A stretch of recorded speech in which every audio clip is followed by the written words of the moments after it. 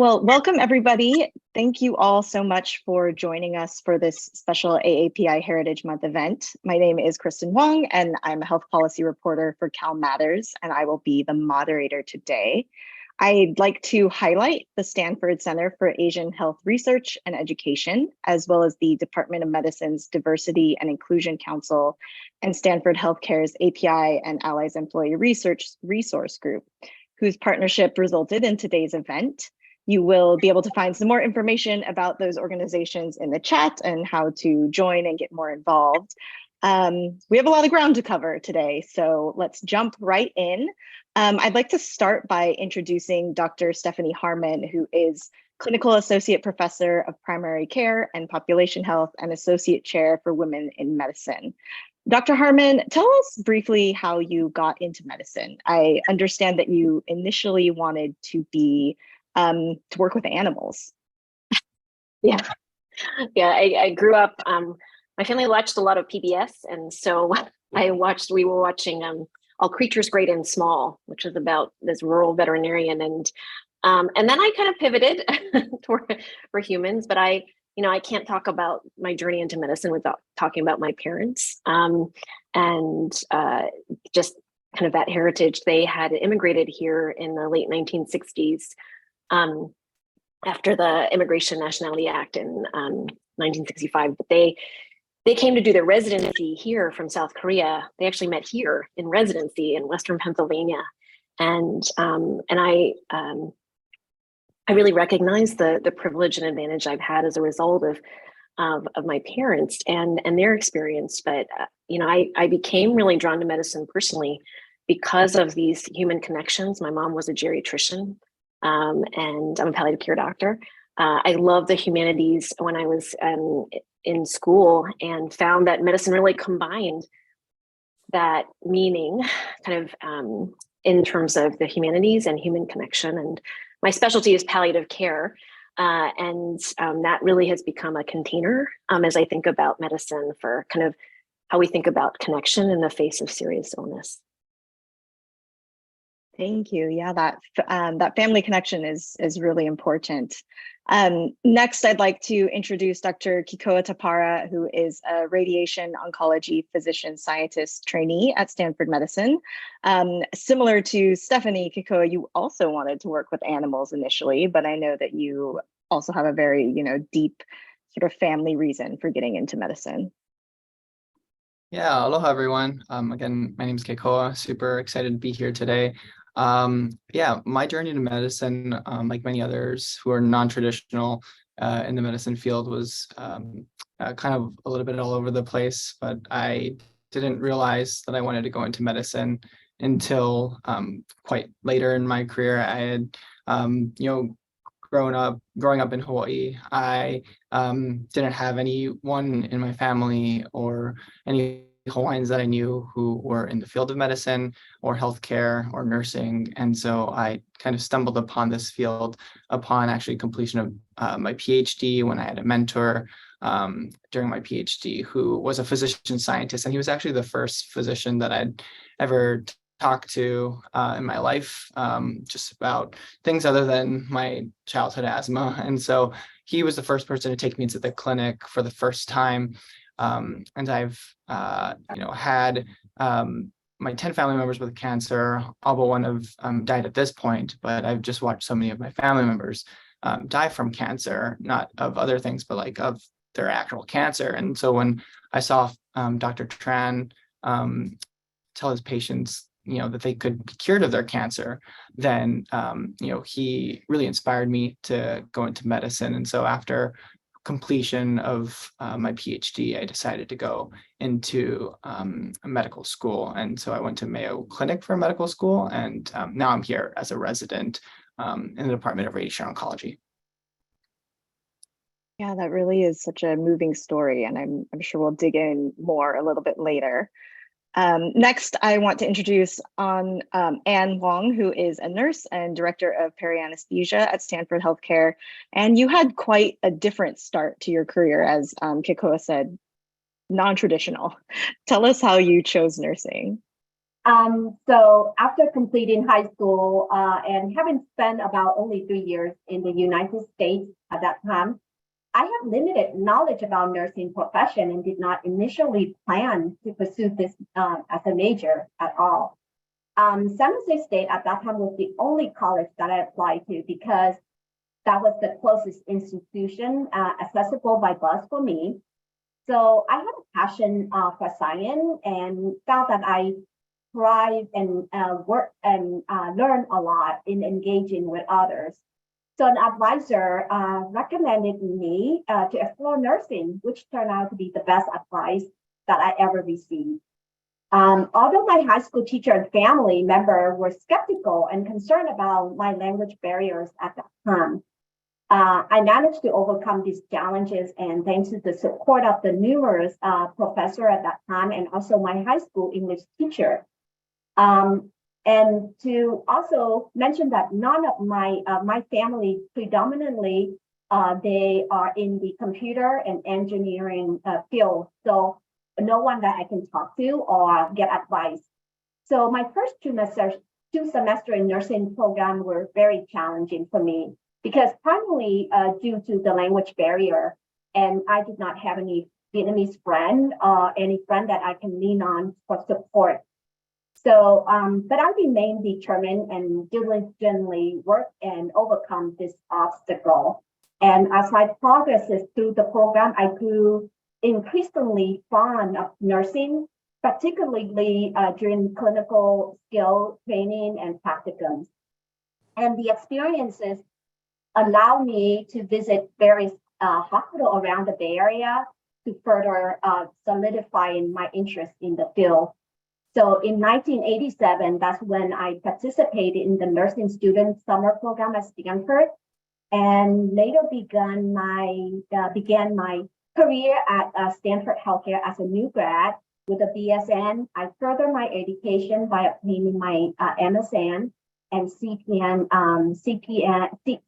certification through the education tuition money that Stanford provided, and also the transformation scholarship program that I received at Stanford. And my career has since then advanced from registered nurse to assistant patient care manager to patient care manager. And now I serve as the director of Perianesthesia services at Stanford. That's quite the journey, very inspirational. I'm sure a lot of our audience can probably, relate to language barriers and sort of having to figure it out on your own, figure out the system. Last, I'd like to introduce Tip Kim, who is Chief Market Development Officer at Stanford Healthcare. Tip, tell us a little bit about your early career journey. Yeah, so I'm probably the exception here. Stephanie keeps me pretty far away from patients. I am not a caregiver by any stretch of the imagination. I'm on the administrative side. I'm a recovering management consultant, and I came to healthcare after a long stint as a management consultant as a generalist, and then covering such sectors as electric utility deregulation. Then I was during the height of the DVD boom, the home video analyst for Universal Studios. I woke up one day after creating these very intricate models for affinity and avidity of how many DVDs an average household would buy. I woke up one day and I said, who cares? Wanted to do something of consequence that was meaningful. Decided to focus on something that a sector of the economy that is now $1 out of 5, where all of us are going to be consumers, where our parents, our loved ones, our dear friends are going to be, affected in one way or the other. And so when I became partner at my old consulting firm, decided to dedicate, left the home video world behind and entertainment business behind, and focused wholly on healthcare. I ran the healthcare services practice for about 12 years. And then about 8 years ago, got recruited to come to Stanford. And now I work on essentially thinking about how Stanford medicine should interrelate with the rest of the healthcare world. Stanford's no doubt a very special place, and oftentimes it feels like we defy the laws of physics economically, clinically, service-wise. But we are nonetheless affected by the macroeconomic trends, and as a consequence, we want to make sure that we do the best we can to do as much for as many people across our communities, and that's what I spend a good deal of my time working on. Thank you so much for sharing. You certainly made a big shift from DVDs to health administration. So for the audience, if you have questions for the panelists, please drop them in the Q&A. I'm going to move through some questions to begin with, and then at the end, we'll take audience questions. But I want to talk about, to start, race and identity are very complicated topics in America. But the term, Asian American in particular, really includes a huge swath of ethnicities and cultures. Kekoa, I know you grew up in Hawaii, which is sort of this, a melting pot within a melting pot. How did race and identity shape your worldview, and sort of how do you apply that lens to your practice? Yeah, no, it's a great question. And growing up in Hawaii, I would totally agree that race and ethnicity are viewed so differently than how it is as I've seen it on the continent. I think a lot of it has to do with the fact that there's no, predominant race or ethnicity. It's like you said, melting pot. Some back home may call it a mixed plate.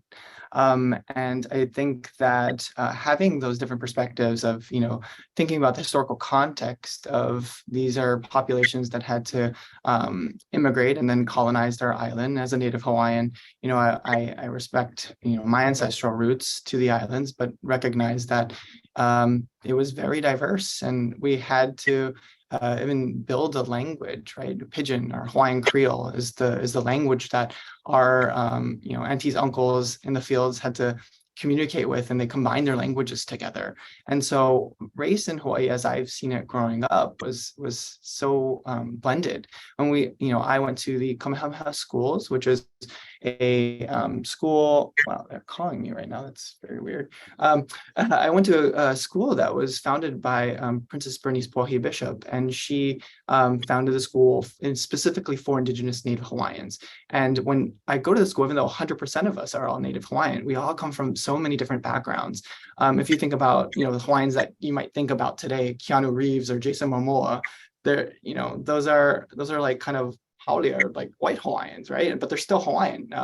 And then even for our other Pacific Islander cousins, like The Rock, right? Dwayne Johnson, he's Black and Samoan. So we don't have one look. There's no real one way to put us. And so I think race as it's visualized on the continent is just so different. And, like even for myself, my mom's side is the Asian Hawaiian side, and my dad's side is the white Hawaiian side. And so I think that because we're all so blended and the product of colonization, a product of immigration, we are one community back home. And I think that,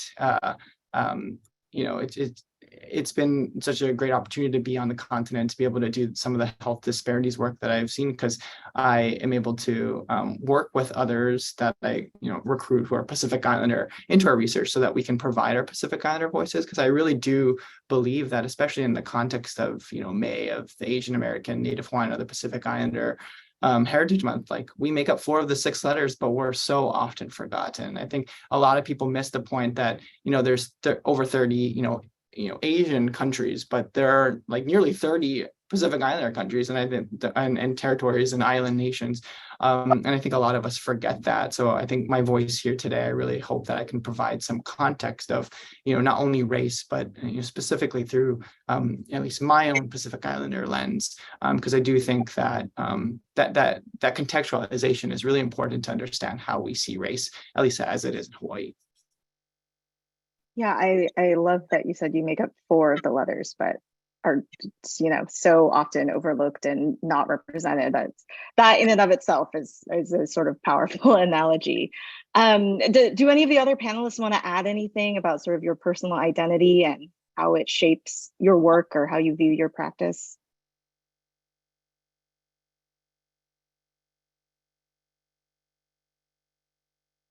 If not, that's okay. Or go ahead, Stephanie. Oh, I think that just the one thing I would mention is, I think growing up with basically, folks, family members whose first language isn't English, where English is limited, I think it raises just awareness of the challenges that people have in our health system, where English, they're not English proficient. That's not their first language.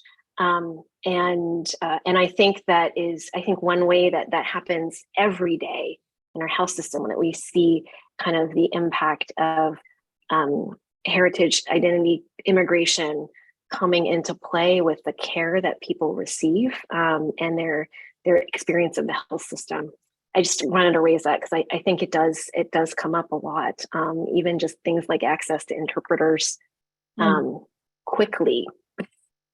And for me, I see a lot of people who may be older and they're hard of hearing. So a phone interpreter, really hard. And I know, in the middle of the night, really hard to use a phone interpreter.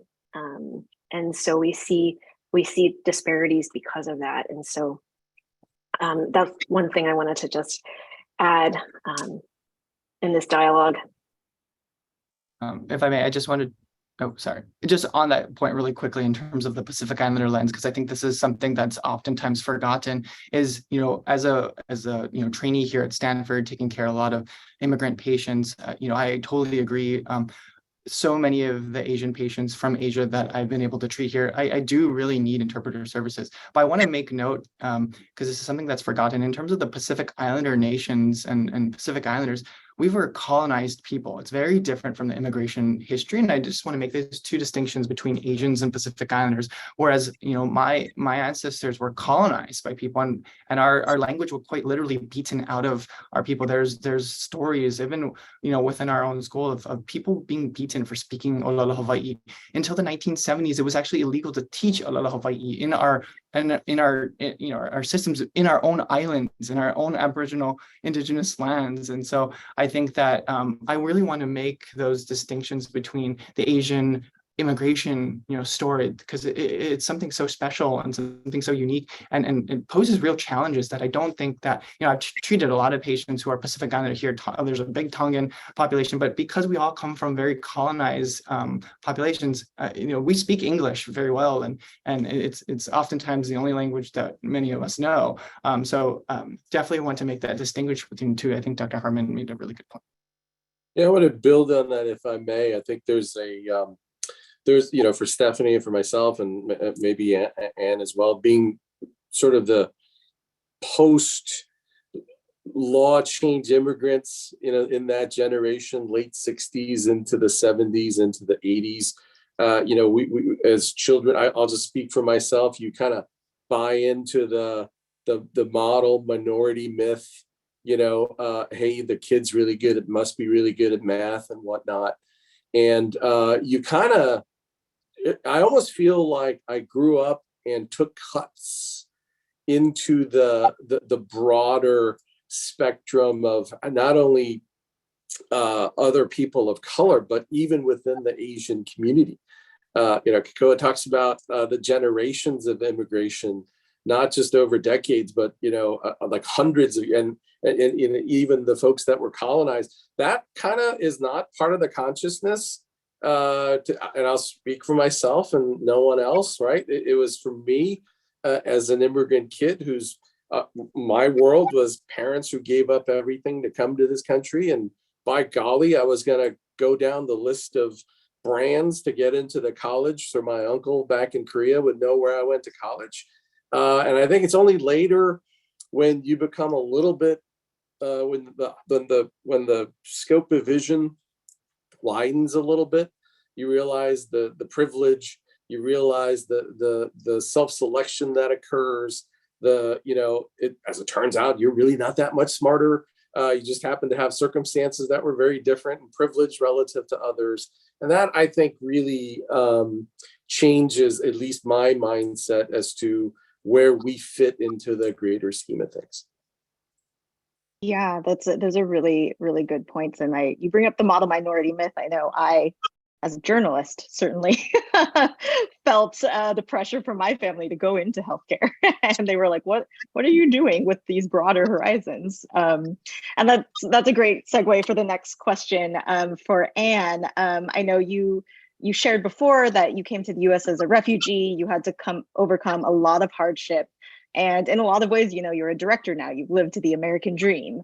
Can you talk a little bit about if you ever felt like, stereotypes like the model minority myth or anything like that ever held you back in your career?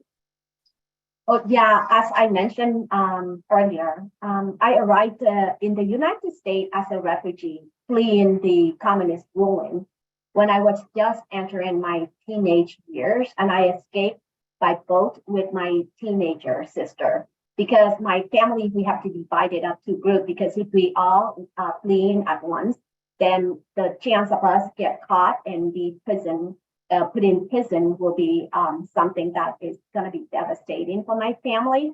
So my dad and my mom sacrificed a lot and divided us into groups, so that way to ensure that we can escape successfully. So my journey was fraught with uncertainty and obstacle when I arrived here in the United States.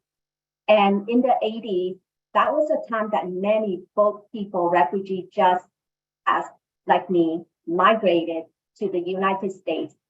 And the majority of us have similar goal, right? Just to adjust and to live the American dream. And my experience at that time, not only the stereotype, like Asian is passive, you don't normally speak up, and like Tip say that Asian are good in math. So we successfully taken over the high-tech job in Silicon Valley. And so those false beliefs render us invisible in many leadership roles, and also in discussion of race and prejudice in America. So those stereotypes I mentioned above are typically from our non-Asian community, right? But however, within my own Vietnamese community, the cultural perception at that time did not hold nursing in high regard as well. Often the stereotyping of the profession as limited into bathing patient or performing clerical duties in the doctor's office. Why would you have to go to college for it? And then my family, as I mentioned earlier, that all my family member and relatives predominantly worked in the computer and also engineering field. So I did not get the support or guidance or have anyone that I can talk to or lean on. So to answer the question, do I ever feel the stereotypes that hold me back in my career?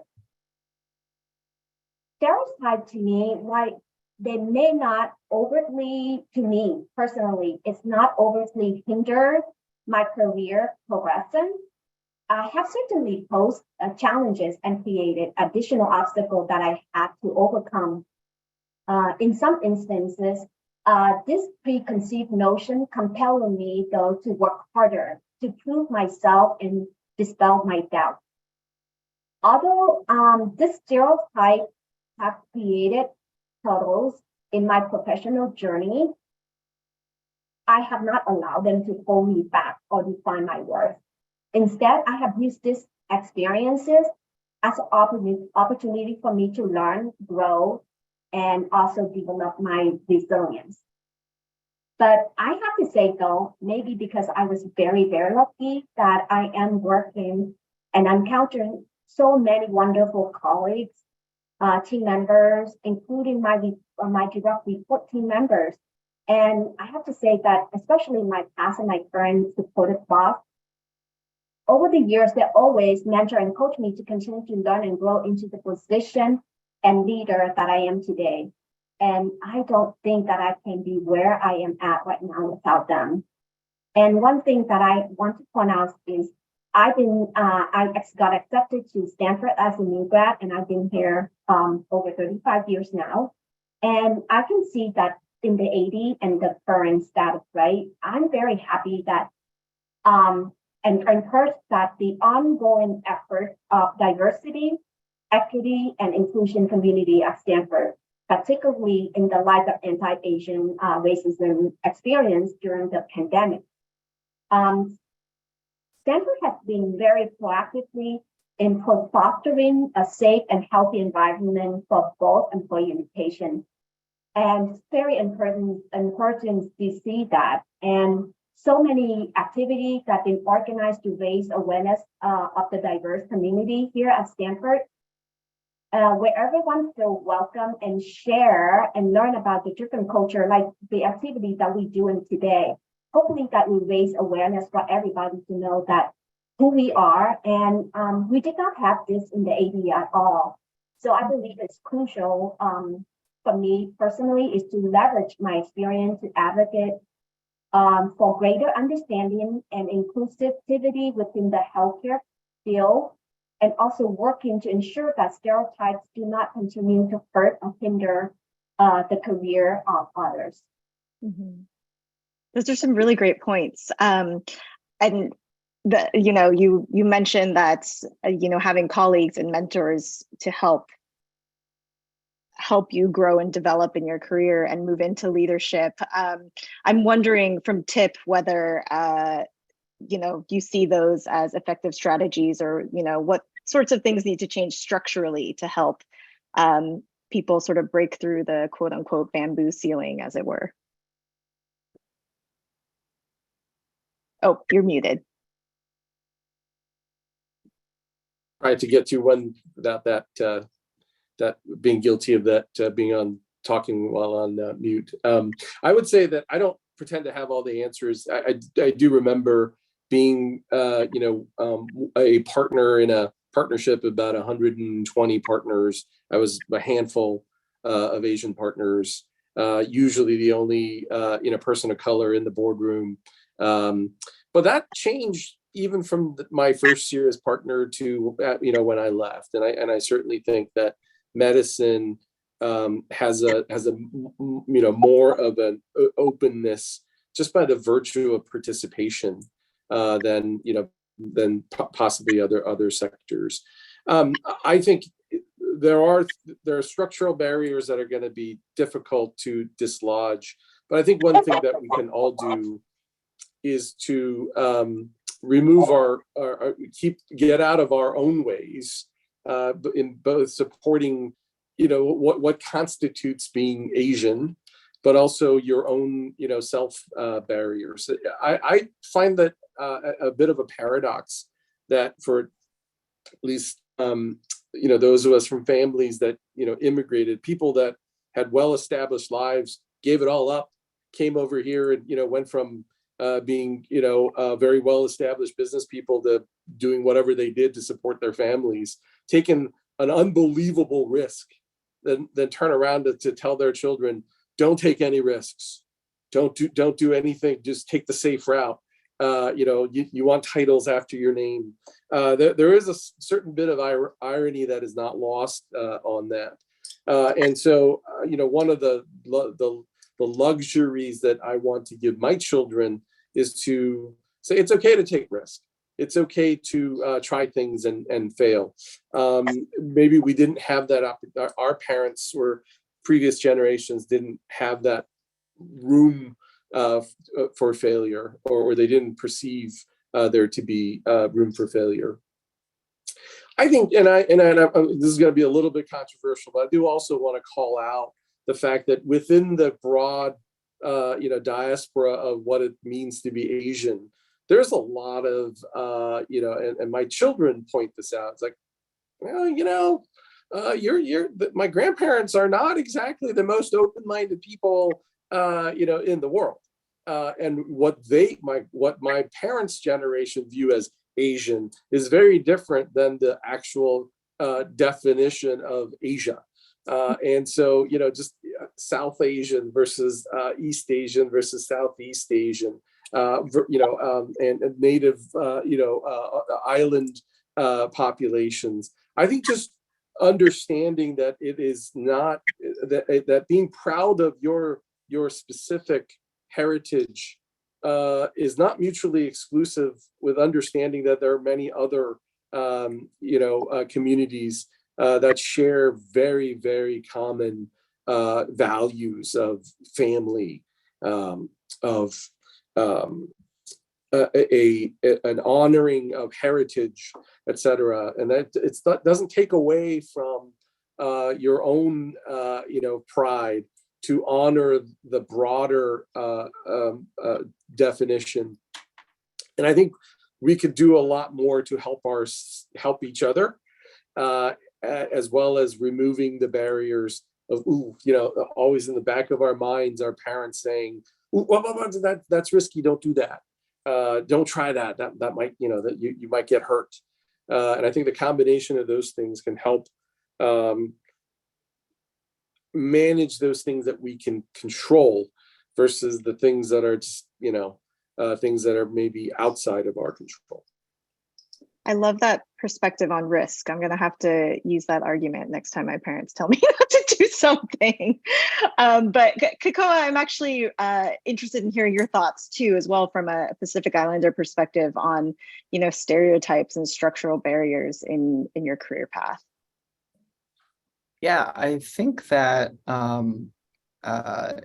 just in terms of the sort of I guess even in terms of like Asian racism, like I don't think that a lot of members within the Pacific Islander community experience the same things. And that's another reason why I oftentimes advocate for not, oftentimes, aggregating together Asians with Pacific Islanders, because I think that they experience very different things, and let alone, obviously, Asian is not a monolithic group, as we all know.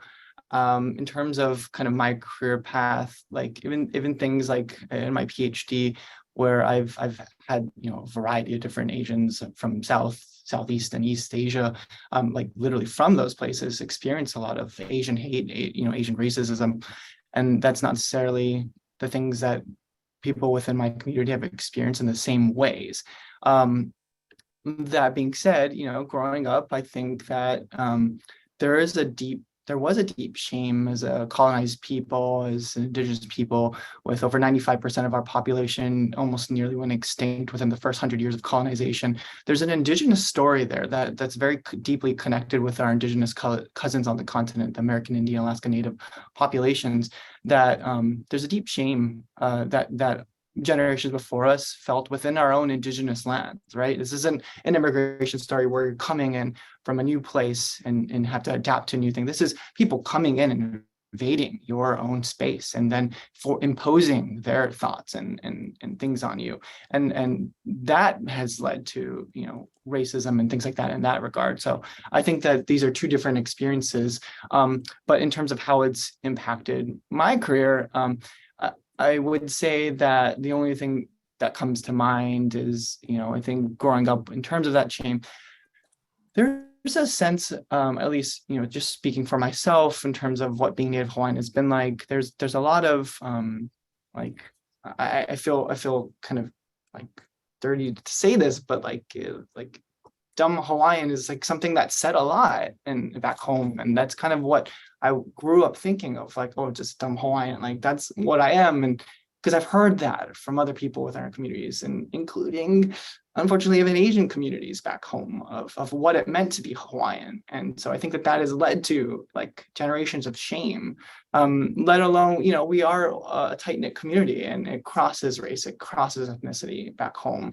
And so it was a very interesting dynamic. But I think that some of those thoughts of like, who am I supposed to be? Like, when you think about Hawaiians, like, Jason Momoa or Ali Carvalho or, The Rock, like these are like Pacific Islanders who made it in their respective careers of entertainment, right? Like Israel Kamakawiwo'ole, like people might know Prada is, right? Or, they're entertainers, Don Ho, right? And it's like, I published a paper with Kurt DeVille at Hopkins on looking at the trends of Pacific Islanders, in across medicine with medical students, residents across 20 specialties and faculty. And not only are, as opposed to Asian monolithic group being 3 times more represented than the census in healthcare, it's less than half of what we would expect compared to our census population for Pacific Islanders. And those numbers are decreasing. And so it's more of a sense of not necessarily the racism itself, as much as I think it's, for me personally, a sense of not like knowing I don't belong here.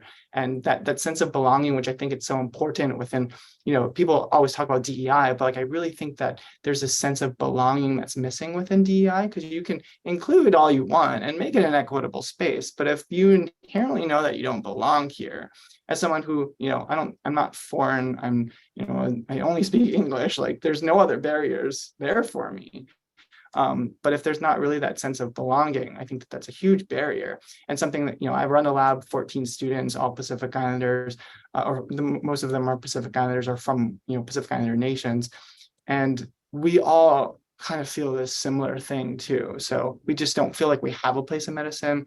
And I really think a lot of us are trying to change that narrative that, we should feel like we belong here, so that we can, most importantly, go make an impact back in our communities back home.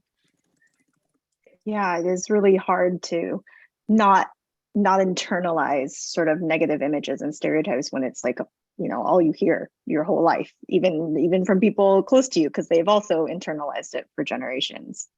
I do want to ask Stephanie a question. Asian Americans, Pacific Islander communities in particular, were hit really hard by COVID over the past 3 years.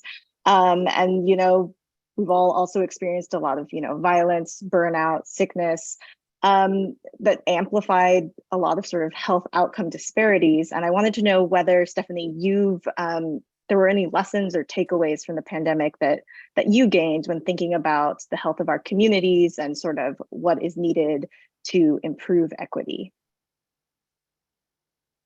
Thanks for this question. I can imagine everyone has so much in terms of the lessons that they learned here in this panel. I think 3 things, not to limit to that, but personally thinking about better data about health outcomes, community, and organizing, the importance of organizing, just a lesson for me at least, and then the destigmatization of mental health and issues with mental health for our communities.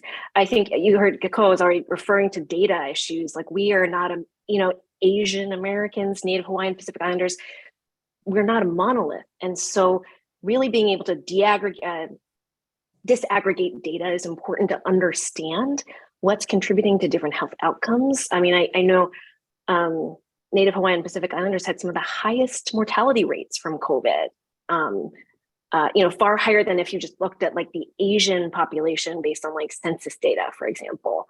But that you need to look at that disaggregation. Community and organizing. You'll hear about the panel, I think, tomorrow, which features leaders from Stop AAPI Hate. I mean, I remember just having flashbacks to growing up and having people flinging kind of mocking noises at me when I was a kid in the grocery store in Western Pennsylvania, and just having that kind of flood back and looking at the importance of measuring incidents of hate, anti-Asian hate, and actually cataloging that work of Gold House in this kind of really wonderful celebratory way, which is an organization that honors and highlights creative professionals, and just seeing that as another way to organize and celebrate what creativity comes from Asian creative professionals, not necessarily about the immigrant story per se, but just as professionals who are Asian, and seeing that in the media, in arts, in photography. And then, I think when I think about organizing, that it's things like, this is the first time I think I ever experienced this, where I felt like someone was literally writing an article to me. So R.O. Kwan, after the Atlanta spa shootings, the murders, she's an Asian writer who wrote a piece in Vanity Fair called "A Letter to My Fellow Asian Women Whose Hearts Are Still Breaking." That was a big publication, at least for me, to see that about just the grief and the harms of what had happened. This was during the pandemic a couple of years ago. But that it was just naming that grief was really helpful in terms of kind of organizing our responses to what had happened, or my response personally, and then destigmatizing kind of issues regarding mental health, but mental health being part of health. That has just been something, in general, I would say in medicine, we haven't talked about for our workforce. And that I think that has been a lesson that's emerged from the pandemic and continues, right? It continues to evolve. Also that there was a documentary last week screened on mental health issues and awareness for youth.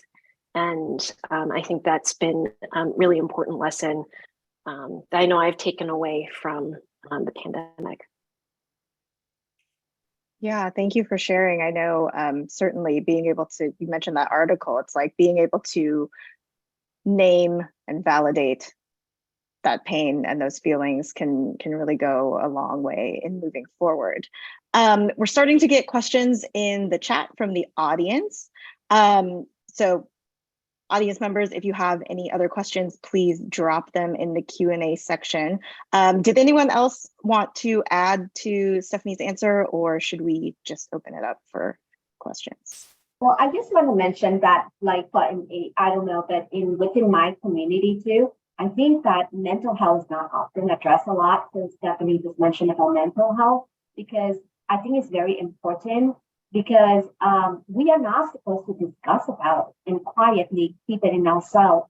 So raising this awareness and also to be inclusive, so hopefully that within our Asian community too, people can open up, right, and discuss and searching for help, because I don't think that mental health is been addressed within the Asian community too, because number one is a taboo, right? Like, no, you don't talk about it. If you feel sad, well, go watch a movie or do something about it. But they don't address it at all, because within our community, something that is a shame, it's not acceptable. So it's very important to raise that awareness within our community. Yeah, I think that's a good point too, that sort of, just because a resource is available doesn't mean people are accessing it, that you really do have to find culturally, relevant and appropriate ways to sort of break down stigmas around mental health and many other things. So I'm going to go ahead and jump into some of the questions that are coming in the chat. We will try to get to all of them, but we'll just see how much time we have.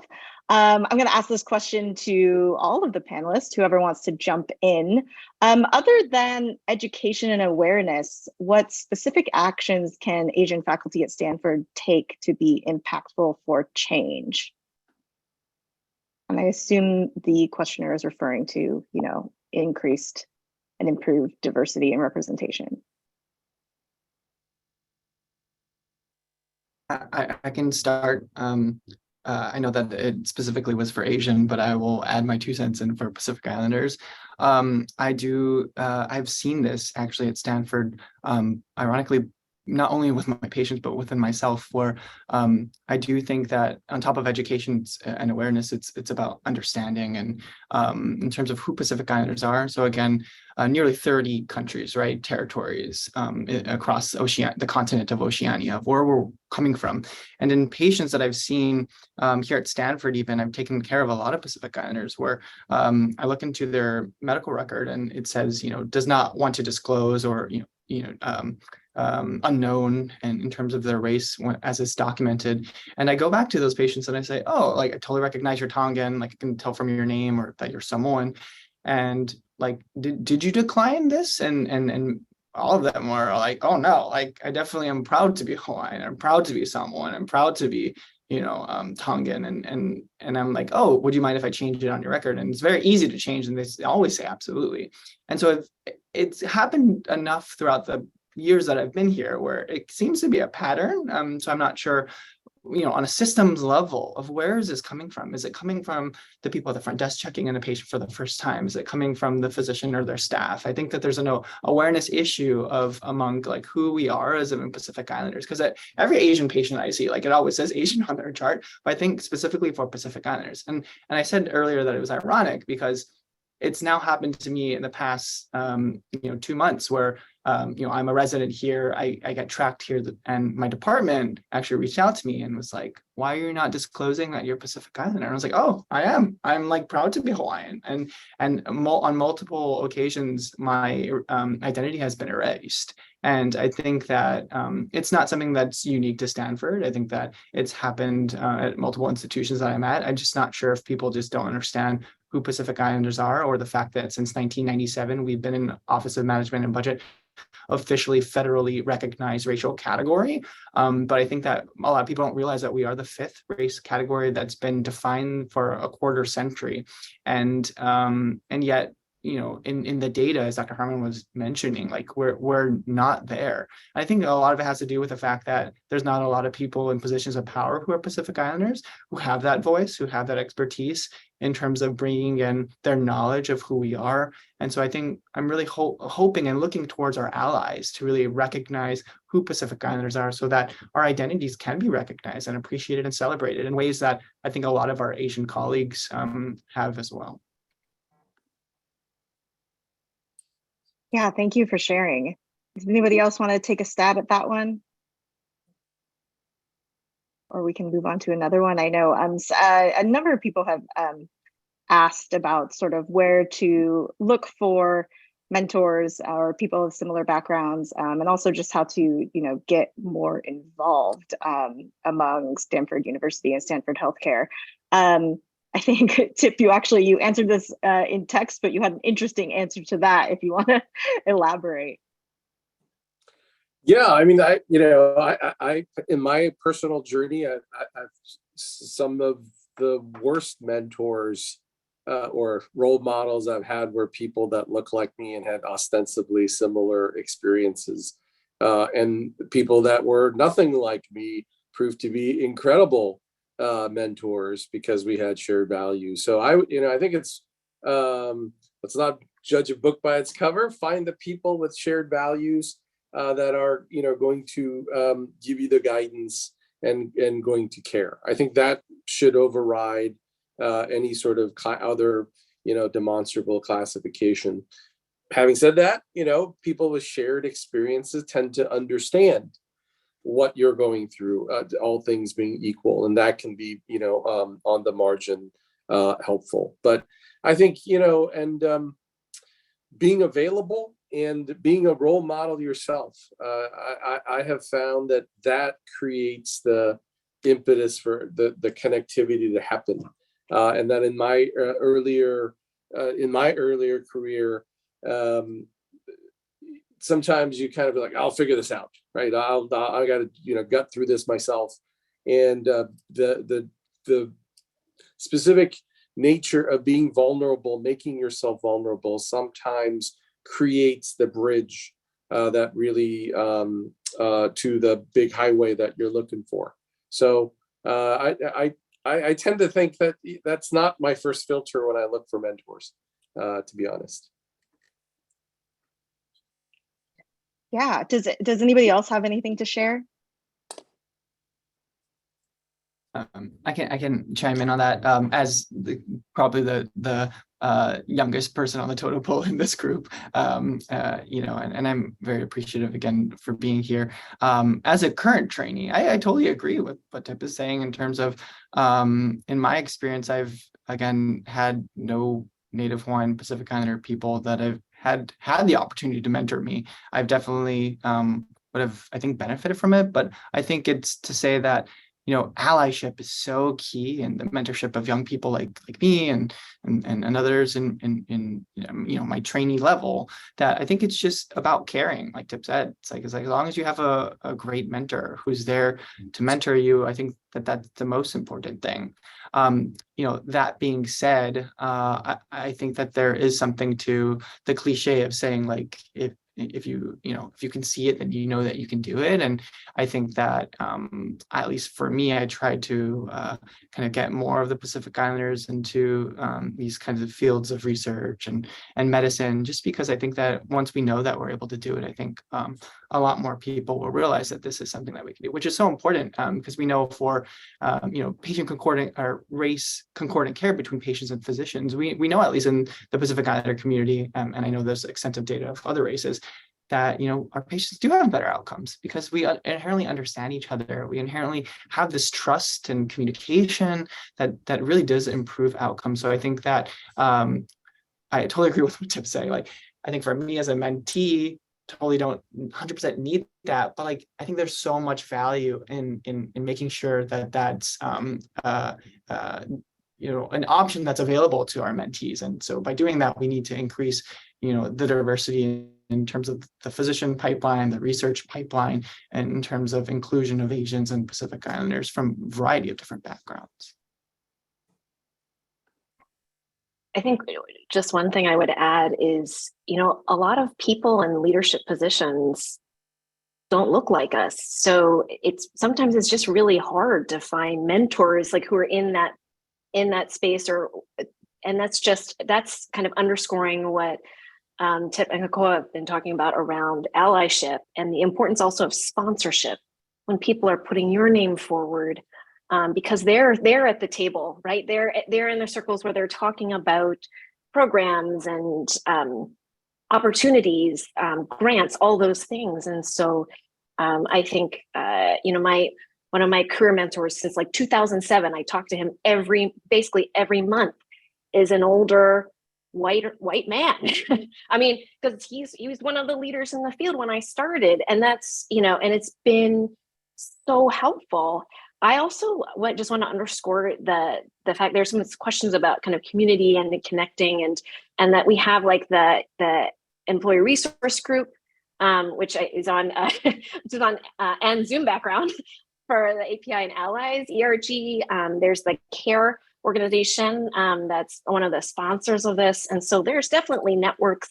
I had a faculty colleague in our department ask me about kind of ways to is there a group of, Asian American faculty that meet, and there's funding actually from the School of Medicine to fund affinity groups. And so there's definitely opportunities to connect as a community. And I would only mention, I'm going to mention another article that just came out last week about just seeing people and that representation, and how many people in the generation born in the 80s of young women, Asian women, were named Connie after Connie Chung, the journalist and anchor. But the impact of that representation, it's actually a lovely like photo essay and article from the New York Times, but it really kind of underscores that importance of representation. It may not be direct mentorship, but just that the importance of seeing that, as Kekoa mentioned, in those positions that are visible in leadership, et cetera. So just to quickly piggyback of Dr. Harmon, I do want to give a shout out to Stanford, especially my department of radiation oncology. Our chair is Dr. Quinn Lee, who is an immigrant from Vietnam, and she has like been an incredible mentor, incredible sponsor, incredible ally, and look who our new vice chair is now, is Dr. Archie Pallam, and another Asian American who is so young but so successful in her own right. And I think that Stanford's been able to have these spaces, at least in the spaces that I've been able to occupy, and in celebrating this diversity, and really by choosing leaders who embrace some of these cultural values. And so definitely shout out to Stanford and our Department of Radiation Oncology. Yeah, thank you for mentioning that. For those of you in the audience, Nina has been dropping links in the chat, so you can read the wonderful article recommendations from Stephanie, and also learn more about these groups that you can get involved with at Stanford. We probably have time for only one more question.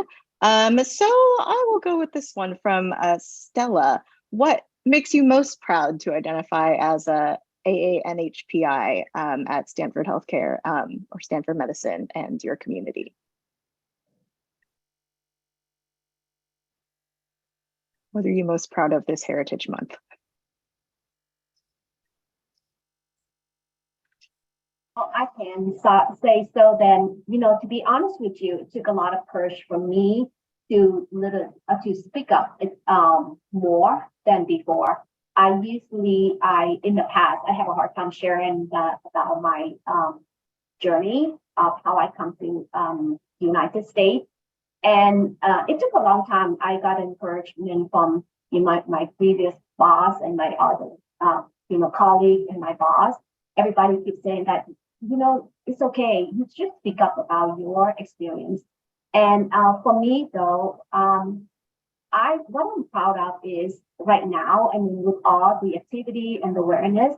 So the message that for me to celebrate this month, and the message for our children is to stay true to your culture, and also just stay focused on your goals and step up and take the initiative and share with everybody about your culture and your background and your tradition. What do you do, what holiday and all that. I think that at least if you can share that with others, so people will understand what does it mean, what kind of food, why would you eat that food, and what does it mean to you, and what holiday. I think just raising awareness within the community, I think is important. I'll quickly address that. I growing up and throughout my career, as an undergrad, I wasn't a very active member of the Asian American student, because I felt frankly that my identity was pretty strong. My attitude was, I don't need your approval. It's society in general, right? I am who I am. I think the importance comes, and that's largely still true. I think the difference is that, and it's true for everyone who's here, not just our panelists, not just Kristen, but everyone, every single one of us is a role model by the virtue of existing. For every resident, there's a med student. For every med student, there's a college undergrad. For every college undergrad, there's a non-college attending person. And it's okay to share. It's not showing off. It's actually just demonstrating that that you're part of something, a very rich fabric. That to me is a point of pride, and it's not really to build oneself up, I suppose, but realize that everyone has a role to play in strengthening a people's sense of belonging, and if that helps, great. And I think we all have a role to play, and it doesn't matter what title or what level you are in the organization. Peer-to-peer allyship is really important. Just not feeling like you're alone, I think, is the most important thing for all of us to feel. All right. Well, I love that description, Tip, of a very, very rich fabric. It is certainly very rich and very diverse, and you've got some great imagery and analogies. But on that hopeful note, I do hate to cut this conversation short, and I know that there are more questions, but unfortunately we have run out of time. I do want to be respectful of our panelists' time as well. Thank you to our panelists for sharing your stories and part of your day with us. I'd also like to thank Nina Lee, who helped organize this event, and Jenny, who did tech support, as well as all of you in attendance. There were some questions in the chat about Stanford Cares and the research that you do. So I will use that as an opportunity to plug tomorrow's Heritage Month event, where there will be another panel on missing data and misrepresentation. I believe Nina's already dropped some details in the chat on how to register for that. So thank you so much for being here. I appreciate it. Thank you so much for having us. Thanks for having us. Thank you.